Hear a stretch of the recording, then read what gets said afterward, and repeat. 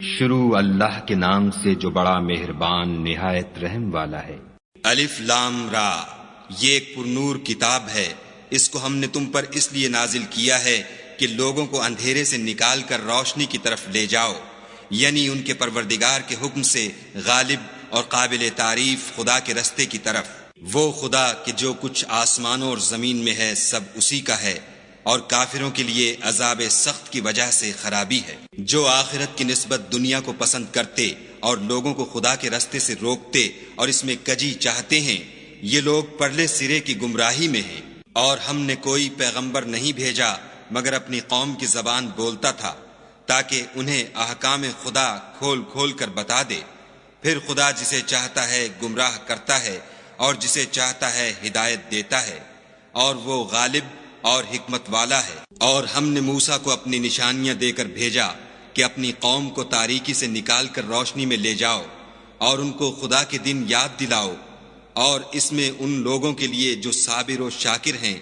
قدرت خدا کی نشانیاں ہیں۔ اور جب موسیٰ نے اپنی قوم سے کہا کہ خدا نے جو تم پر مہربانیاں کی ہیں ان کو یاد کرو، جب کہ تم کو فرعون کی قوم کے ہاتھ سے مخلصی دی، وہ لوگ تمہیں بڑے عذاب دیتے تھے اور تمہارے بیٹوں کو مار ڈالتے تھے، اور عورت ذات یعنی تمہاری لڑکیوں کو زندہ رہنے دیتے تھے،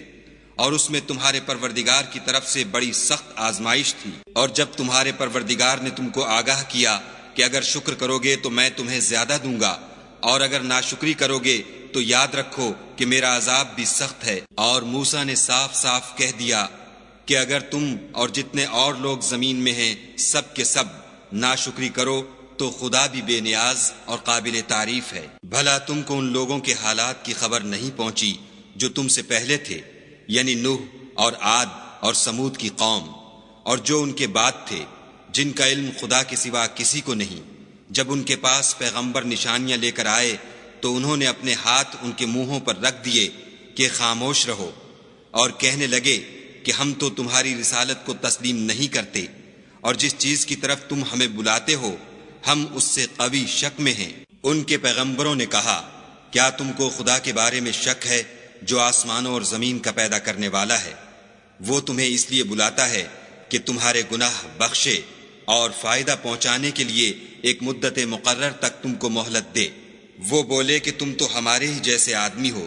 تمہارا یہ منشا ہے کہ جن چیزوں کو ہمارے بڑے پوجتے رہے ہیں ان کے پوجنے سے ہم کو بند کر دو، تو اچھا کوئی کھلی دلیل لاؤ، یعنی معجزہ دکھاؤ۔ پیغمبروں نے ان سے کہا کہ ہاں ہم تمہارے ہی جیسے آدمی ہیں، لیکن خدا اپنے بندوں میں سے جس پر چاہتا ہے نبوت کا احسان کرتا ہے، اور ہمارے اختیار کی بات نہیں کہ ہم خدا کے حکم کے بغیر تم کو تمہاری فرمائش کے مطابق معجزہ دکھائیں، اور خدا ہی پر مومنوں کو بھروسہ رکھنا چاہیے۔ اور ہم کیوں کر خدا پر بھروسہ نہ رکھیں حالانکہ اس نے ہم کو ہمارے دین کے سیدھے رستے بتائے ہیں، اور جو تکلیفیں تم ہم کو دیتے ہو اس پر صبر کریں گے، اور اہل توکل کو خدا ہی پر بھروسہ رکھنا چاہیے۔ اور جو کافر تھے انہوں نے اپنے پیغمبروں سے کہا کہ یا تو ہم تم کو اپنے ملک سے باہر نکال دیں گے یا ہمارے مذہب میں داخل ہو جاؤ، تو پروردگار نے ان کی طرف وحی بھیجی کہ ہم ظالموں کو ہلاک کر دیں گے اور ان کے بعد تم کو اس زمین میں آباد کر دیں گے۔ یہ اس شخص کے لیے ہے جو قیامت کے روز میرے سامنے کھڑے ہونے سے ڈرے اور میرے عذاب سے خوف کرے۔ اور پیغمبروں نے خدا سے اپنی فتح چاہی تو ہر سرکش ضدی نامراد رہ گیا۔ اس کے پیچھے دوزخ ہے اور اسے پیپ کا پانی پلایا جائے گا، وہ اس کو گھونٹ گھونٹ پیے گا اور گلے سے نہیں اتار سکے گا، اور ہر طرف سے اسے موت آ رہی ہوگی مگر وہ مرنے میں نہیں آئے گا، اور اس کے پیچھے سخت عذاب ہوگا۔ جن لوگوں نے اپنے پروردگار سے کفر کیا ان کے اعمال کی مثال راکھ کسی ہے کہ آندھی کے دن اس پر زور کی ہوا چلے اور اسے اڑا لے جائے۔ اسی طرح جو کام وہ کرتے رہے ان پر ان کو کچھ دسترس نہ ہوگی، یہی تو پرلے سرے کی گمراہی ہے۔ کیا تم نے نہیں دیکھا کہ خدا نے آسمانوں اور زمین کو تدبیر سے پیدا کیا ہے؟ اگر وہ چاہے تو تم کو نابود کر دے اور تمہاری جگہ نئی مخلوق پیدا کر دے، اور یہ خدا کو کچھ بھی مشکل نہیں۔ اور قیامت کے دن سب لوگ خدا کے سامنے کھڑے ہوں گے تو ضعیف العقل متبع اپنے رؤسائے متکبرین سے کہیں گے کہ ہم تو تمہارے پیرو تھے، کیا تم خدا کا کچھ عذاب ہم پر سے دفع کر سکتے ہو؟ وہ کہیں گے کہ اگر خدا ہم کو ہدایت کرتا تو ہم تم کو ہدایت کرتے، اب ہم گھبرائیں یا صبر کریں ہمارے حق میں برابر ہے۔ کوئی جگہ گریز اور رہائی کی ہمارے لیے نہیں ہے۔ جب حساب کتاب کا کام فیصل ہو چکے گا تو شیطان کہے گا جو وعدہ خدا نے تم سے کیا تھا وہ تو سچا تھا، اور جو وعدہ میں نے تم سے کیا تھا وہ جھوٹا تھا، اور میرا تم پر کسی طرح کا زور نہیں تھا۔ ہاں میں نے تم کو گمراہی اور باطل کی طرف بلایا تو تم نے جلدی سے اور بے دلیل میرا کہنا مان لیا، تو آج مجھے ملامت نہ کرو، اپنے آپ ہی کو ملامت کرو۔ نہ میں تمہاری فریاد رسی کر سکتا ہوں اور نہ تم میری فریاد رسی کر سکتے ہو۔ میں اس بات سے انکار کرتا ہوں کہ تم پہلے مجھے شریک بناتے تھے۔ بے شک جو ظالم ہیں ان کے لیے درد دینے والا عذاب ہے، اور جو ایمان لائے اور عمل نیک کیے وہ بہشتوں میں داخل کیے جائیں گے جن کے نیچے نہریں بہہ رہی ہیں، اپنے پروردگار کے حکم سے ہمیشہ ان میں رہیں گے، وہاں ان کی صاحب سلامت سلام ہوگا۔ کیا تم نے نہیں دیکھا کہ خدا نے پاک بات کی کیسی مثال بیان فرمائی ہے؟ وہ ایسی ہے جیسے پاکیزہ درخت جس کی جڑ مضبوط یعنی زمین کو پکڑے ہوئے ہو اور شاخیں آسمان میں، اپنے پروردگار کے حکم سے ہر وقت پھل لاتا اور میوے دیتا ہو۔ اور خدا لوگوں کے لیے مثالیں بیان فرماتا ہے تاکہ وہ نصیحت پکڑیں۔ اور ناپاک بات کی مثال ناپاک درخت کی سی ہے، نہ جڑ مستحکم نہ شاخیں بلند، زمین کے اوپر ہی سے اکھیڑ کر پھینک دیا جائے، اس کو ذرا بھی قرار و ثبات نہیں۔ خدا مومنوں کے دلوں کو صحیح اور پکی بات سے دنیا کی زندگی میں بھی مضبوط رکھتا ہے اور آخرت میں بھی رکھے گا، اور خدا بے انصافوں کو گمراہ کر دیتا ہے، اور خدا جو چاہتا ہے کرتا ہے۔ کیا تم نے ان لوگوں کو نہیں دیکھا جنہوں نے خدا کے احسان کو ناشکری سے بدل دیا اور اپنی قوم کو تباہی کے گھر میں اتارا؟ وہ گھر دوزخ ہے، سب ناشکرے اس میں داخل ہوں گے، اور وہ برا ٹھکانہ ہے۔ اور ان لوگوں نے خدا کے شریک مقرر کیے کہ لوگوں کو اس کے رستے سے گمراہ کریں۔ کہہ دو کہ چند روز فائدے اٹھا لو، آخر کار تم کو دوزخ کی طرف لوٹ کر جانا ہے۔ اے پیغمبر صلی اللہ علیہ وآلہ وسلم، میرے مومن بندوں سے کہہ دو کہ نماز پڑھا کریں، اور اس دن کے آنے سے پیشتر جس میں نہ اعمال کا سودا ہوگا اور نہ دوستی کام آئے گی، ہمارے دیے ہوئے مال میں سے در پردہ اور ظاہر خرچ کرتے رہیں۔ خدا ہی تو ہے جس نے آسمانوں اور زمین کو پیدا کیا اور آسمان سے مے برسایا، پھر اس سے تمہارے کھانے کے لیے پھل پیدا کیے، اور کشتیوں اور جہازوں کو تمہارے زیر فرمان کیا تاکہ دریا اور سمندر میں اس کے حکم سے چلیں، اور نہروں کو بھی تمہارے زیر فرمان کیا، اور سورج اور چاند کو تمہارے لیے کام میں لگا دیا کہ دونوں دن رات ایک دستور پر چل رہے ہیں، اور رات اور دن کو بھی تمہاری خاطر کام میں لگا دیا، اور جو کچھ تم نے مانگا سب میں سے تم کو عنایت کیا، اور اگر خدا کے احسان گننے لگو تو شمار نہ کر سکو، مگر لوگ نعمتوں کا شکر نہیں کرتے۔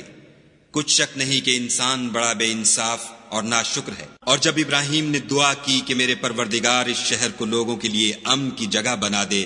اور مجھے اور میری اولاد کو اس بات سے کہ بتوں کی پرستش کرنے لگیں بچائے رکھ۔ اے پروردگار، انہوں نے بہت سے لوگوں کو گمراہ کیا ہے، سو جس شخص نے میرا کہا مانا وہ میرا ہے، اور جس نے میری نافرمانی کی تو بخشنے والا مہربان ہے۔ اے پروردگار، میں نے اپنی اولاد میدان مکہ میں جہاں کھیتی نہیں تیرے عزت و ادب والے گھر کے پاس لابسائی ہے۔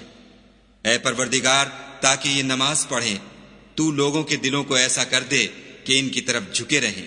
اور ان کو میووں سے روزی دے تاکہ تیرا شکر کریں۔ اے پروردگار، جو بات ہم چھپاتے اور جو ظاہر کرتے ہیں تو سب جانتا ہے،